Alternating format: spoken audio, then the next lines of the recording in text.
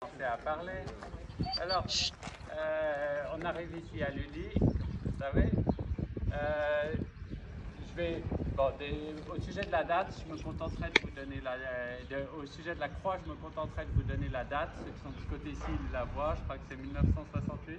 Oui, Exactement. Ah ouais, d'accord, la fête. c'est des cailloux. C'est des cailloux.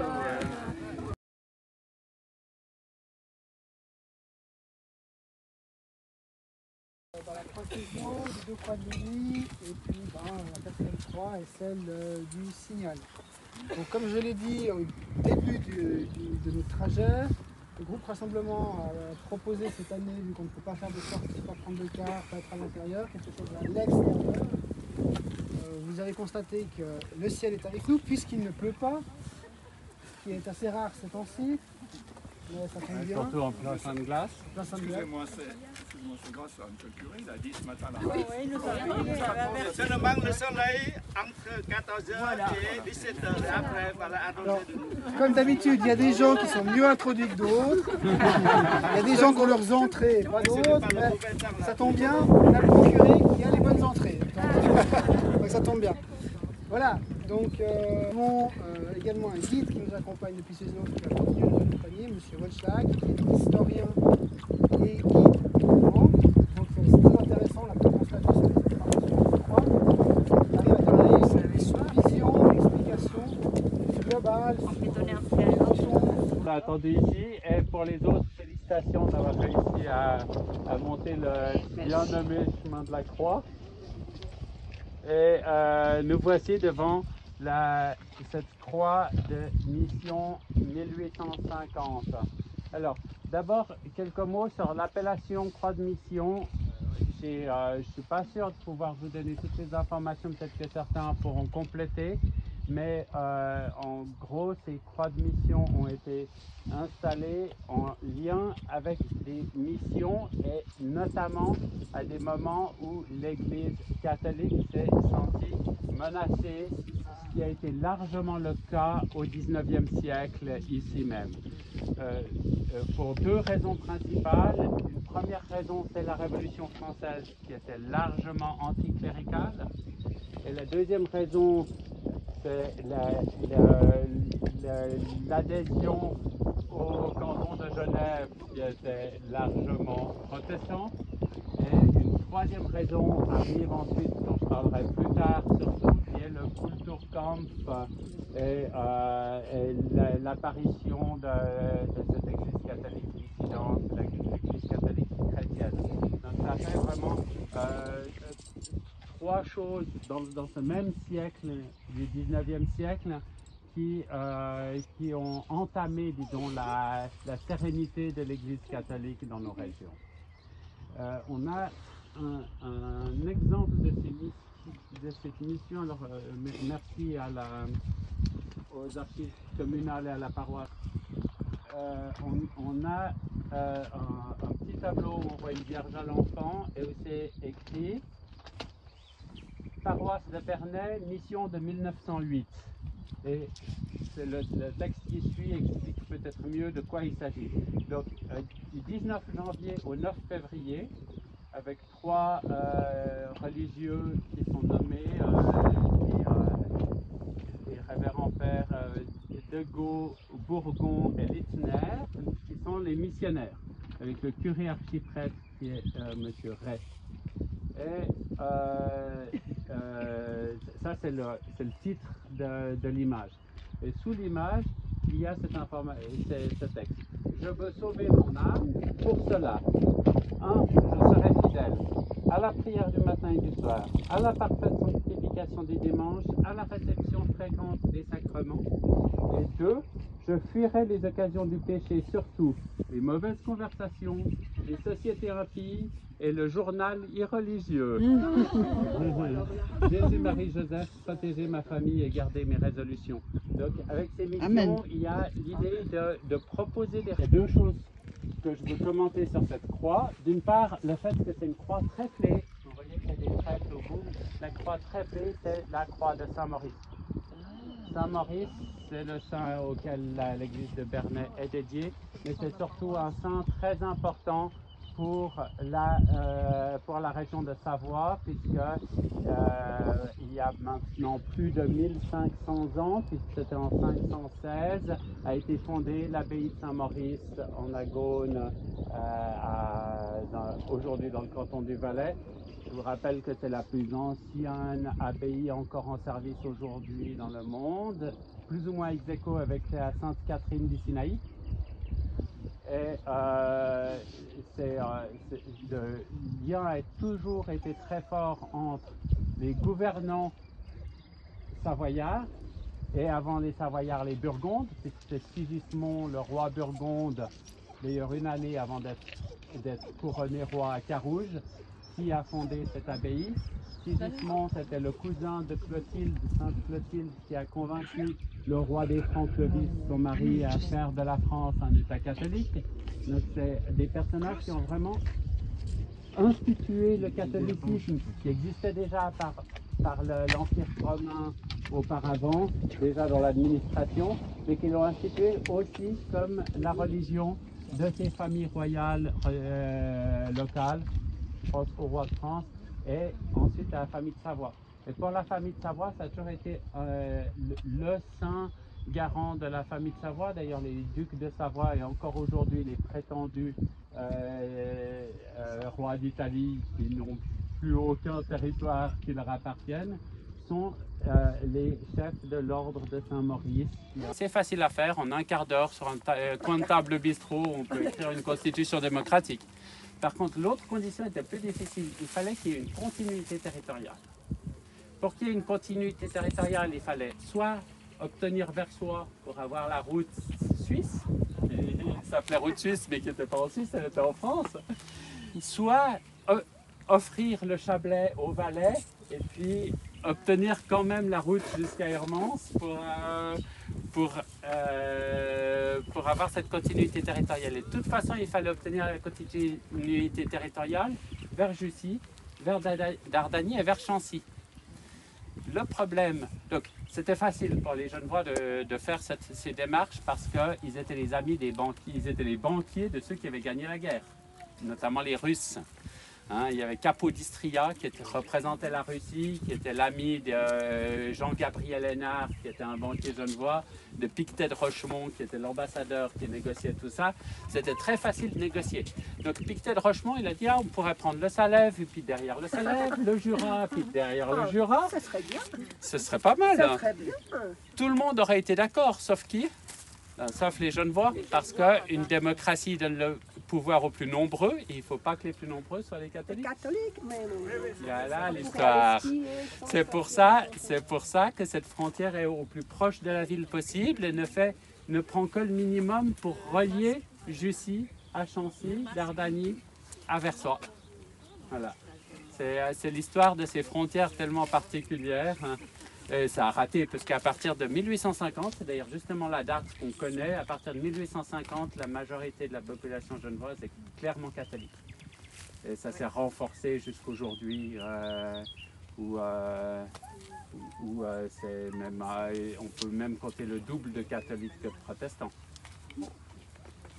Bah oui, parce que la moitié de la population étrangère est surtout d'origine de pays catholiques. Hein. Il n'y a pas que les Portugais, il y a aussi les Sud-Américains, les Philippins, les Croates, les Polonais, etc. Et puis après, la moitié des Suisses de Genève ne sont pas des Genevois. Il y a les Fribourgeois, il y a les Valaisans, il y a les Tessinois, il y a les Jurassiens, il y a ceux de Suisse centrale. Et après, la moitié des Genevois d'origine, ben, ils ont l'origine catholique. Donc voilà, on est très vite avec une bonne majorité. Voilà, je pense qu'il faut avancer parce que sinon on en a pour plus que les 3 heures prévues. Alors, suivez le guide. À la date qui est indiquée ici, 1988, où a été organisé un pèlerinage pour l'Ascension que notre balade d'aujourd'hui rappelle. Un pèlerinage écuménique. J'ai bien compris, je pense que c'est la famille Graff qui était protestante, une histoire comme ça. Voilà. Et pour commémorer cela, on a demandé à un artiste du cru de faire cette croix écuménique, d'où cette devise que tous soient un, qui est un vœu écuménique, même si je pense que derrière chacun aimerait que ce soit l'autre qui soit le même que soi-même et pas le contraire. Voilà. Voilà, on est tous pour l'œcuménisme, mais le problème c'est comment on le voit. Je profite d'être dans ce coin pour vous parler de Vuyennais, parce que pour l'histoire de l'Église catholique, le Vuyennais était très important au Moyen Âge parce que c'était le centre d'un des 8 décanats du diocèse de Genève. Donc le diocèse de Genève, il allait jusqu'à Aubonne d'un côté et comprenait à peu près toute la Haute-Savoie actuelle et une bonne partie du département de l'Ain, direction Bellegarde et tout ça. Donc c'était un diocèse relativement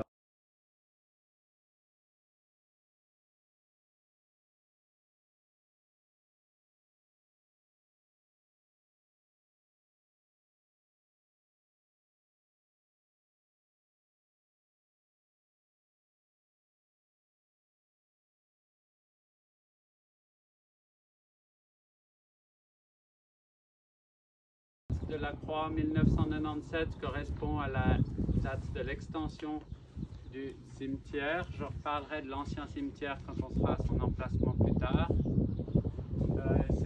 La croix est en effet pas facile à voir quand on arrive parce qu'elle est un peu transparente avec cet arbre derrière, mais remarquez, c'est bien une croix tréflée. Saint-Maurice, on va en revoir plusieurs, c'est vraiment une constante à ce niveau. Et puisqu'on est dans le cimetière, j'aimerais vous montrer les tombes de deux personnalités célèbres de la commune, si vous le voulez bien. Vous avez la date, ils sont de l'autre côté, mais peut-être c'est 199, le décès de Robert Hénard, moi qui ai vécu justement dans le quartier entre 91 et 96. Je me rappelle qu'on le rencontrait, ce vieux monsieur, dans la rue. Un grand artiste animalier, peintre et surtout sculpteur. Et il a représenté une marmotte comme symbole du repos en paix. Par contre, je vous montre la tombe de... Bien sûr. Voilà. Donc figurez-vous que cette invention qui aujourd'hui a un succès énorme dans le monde entier est due à un Bernésien, Monsieur Émile Burhoff. Voilà. Le mitigeur eau chaude, eau froide, je répète. Je pense chaque fois à lui maintenant, j'ouvre mon robinet. Voilà, dorénavant pour tous ceux qui ont un mitigeur dans les robinets. Bien, donc on arrive là à un épisode assez grave de l'histoire de la Bernay genevoise. C'est celle du Kulturkampf. À la suite du premier concile du Vatican au milieu du 19e siècle et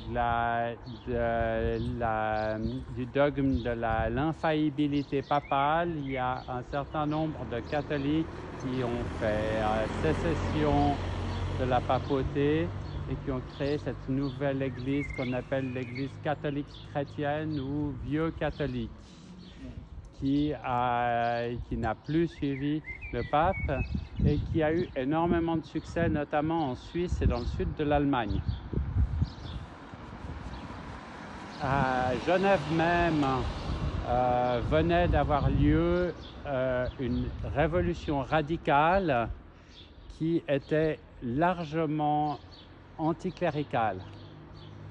Et cela étant ajouté au côté anti-catholique des grandes familles protestantes qui partageaient le pouvoir avec ces radicaux, il y a eu tout à coup, notamment sous la poussée d'un politicien qui s'appelait Antoine Carteret, la décision de confisquer les églises de la campagne genevoise de la papauté pour les confier à la nouvelle église catholique que certains imaginaient à l'époque qu'elle allait remplacer de toute façon l'église du pape et que donc il n'y avait pas de problème de la leur donner. Ça a eu un peu de succès dans certaines communes, notamment à Lancy. D'ailleurs, c'est toujours là-bas qu'il y a une de ces églises catholiques chrétiennes. En ville de Genève, c'est l'église Saint-Germain dans la vieille ville qui est là. D'ailleurs, dans la vieille ville, il n'y a aucune église catholique, comme vous le savez. Les églises catholiques de Genève ont toutes été construites après la date de 1850 et en dehors des murs, et la seule église qui était à l'intérieur des murs et qui était catholique est passée justement à ces catholiques chrétiens, c'était Saint-Germain. Voilà, donc il y a eu ce mouvement. Et à Bernay, comme d'ailleurs dans plusieurs endroits, les gens n'étaient pas d'accord et ils ont notamment à Bernay refusé de donner les clés de l'église. Alors quelqu'un m'a dit qu'on voyait encore ces clés quelque part dans l'église, c'est pas? Oui, à gauche. Voilà, à gauche, ça j'ai pas vu. Mais par contre, j'ai un petit texte qu'on m'a donné sur le sujet que je me réjouis de vous lire dès que je l'ai retrouvé dans mes paperasses. Il est là.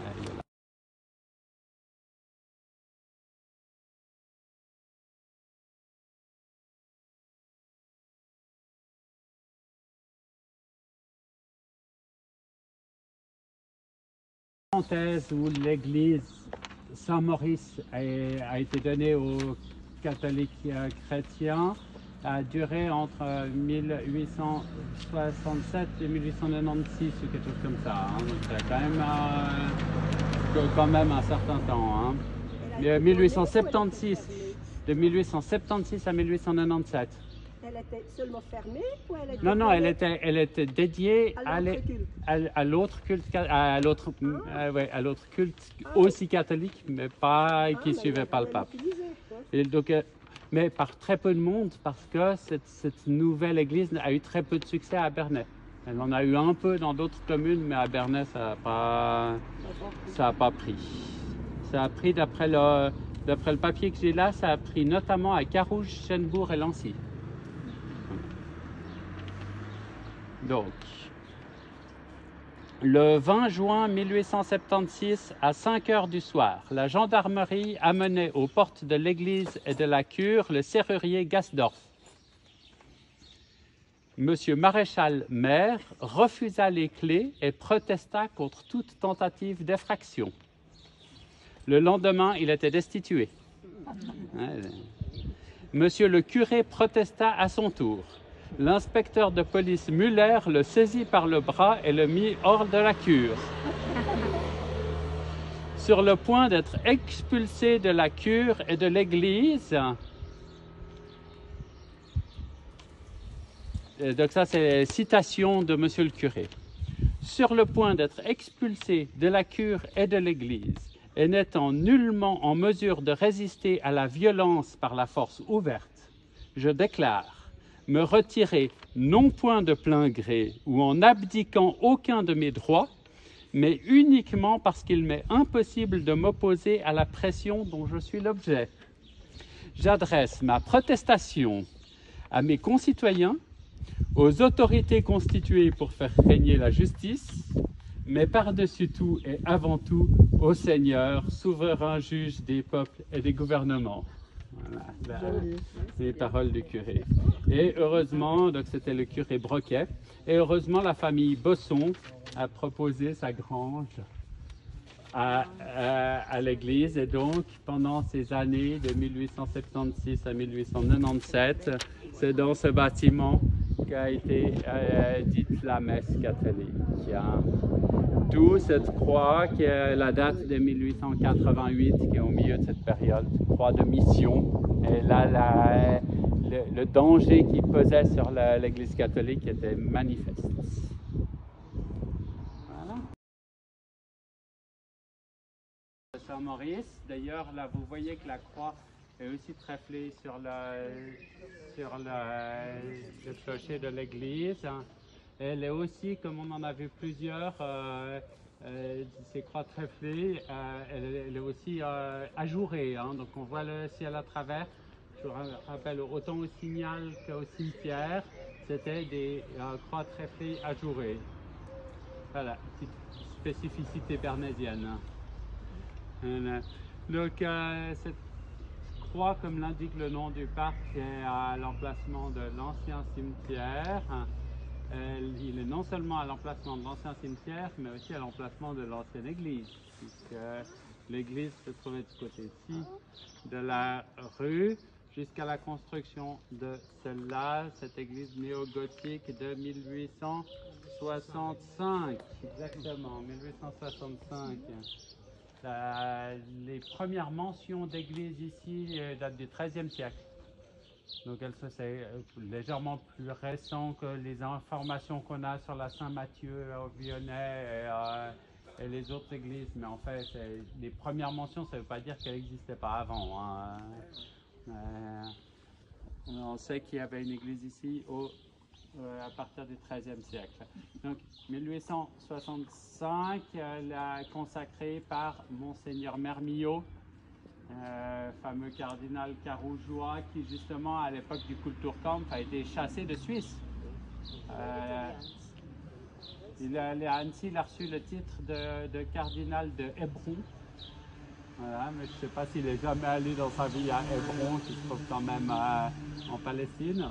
Mais voilà, c'était son titre parce qu'il n'avait plus son lieu ici à Carouge. Voilà, donc ça a été vraiment la plus célèbre victime de ce Kulturkampf. C'est d'ailleurs en son honneur que la bière s'appelle la bière cardinale. Eh oui, eh oui. La bière cardinale. Oui, c'est à Fribourg, tout à fait. Enfin, à Fribourg et à Neuchâtel. La brasserie se trouve à Neuchâtel, mais la production est à Fribourg et surtout la décision de prendre le nom est à Fribourg, parce que est pays catholique, comme il se doit. Voilà, c'est vrai qu'à Neuchâtel, ils n'auraient pas osé appeler une bière cardinale, je pense. Mais c'est vrai qu'aujourd'hui, la brasserie est à Neuchâtel. Voilà. Oui, ça appartient à cette personne. Voilà. Et puis, pour ça, je crois que c'est tout ce que j'avais prévu de dire. J'espère que cette chose vous a bien plu.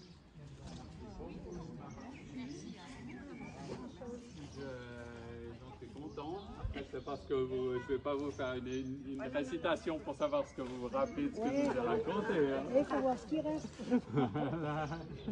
Mais ça m'a fait bien plaisir déjà d'avoir un groupe qui me suit. Dans mon métier, ça fait des années, ça faisait largement plus d'une année que je n'avais plus un beau groupe comme le vôtre pour suivre une de mes visites. Merci bien.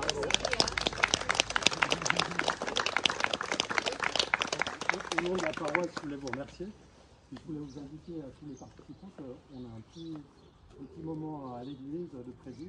Donc si vous êtes intéressés, vous pouvez aller visiter l'église et puis avoir un petit moment de...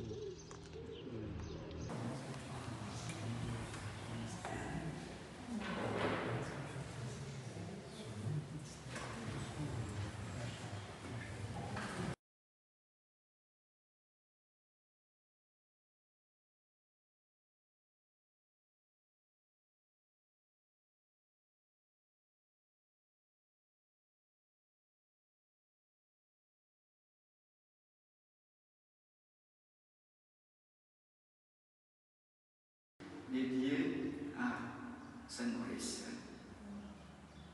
C'est de la historique. Ah, c'est joli, non? Je crois que mon nom sera marqué quelque part comme tous les curés. Je ne suis pas pressé pour marquer mon nom. Je peux dire que c'est Jacques et Christophe, voilà. Date d'arrivée, les pas encore faire. Alors, un autre détail, aussi côté spirituel, dans toutes les communes, dans tous les villages, dans toutes les paroisses, il y a des croix de mission. Je n'ai ajouté ce détail lorsque une paroisse envoie ses enfants en mission, très jeunes à une époque. C'est souvent des religieuses et des séminaristes, ou bien de jeunes prêtres, mais souvent des jeunes séminaristes pas encore ordonnés. Mais une fois, après une année, 2 ans, au séminaire, c'est déjà envoyé quelque part.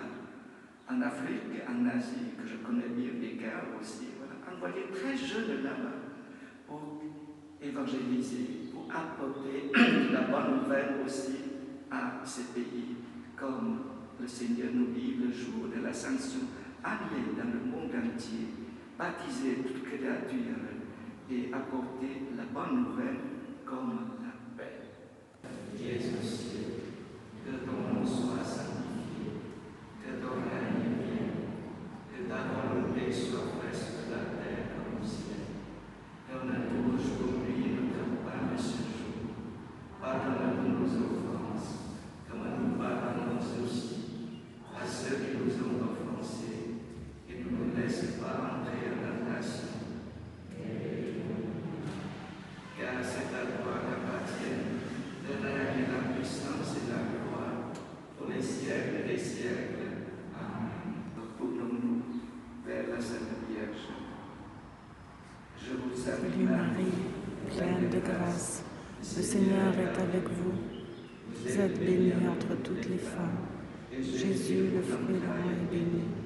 Sainte Marie, Mère de Dieu, priez pour nous pauvres pécheurs, maintenant et à l'heure de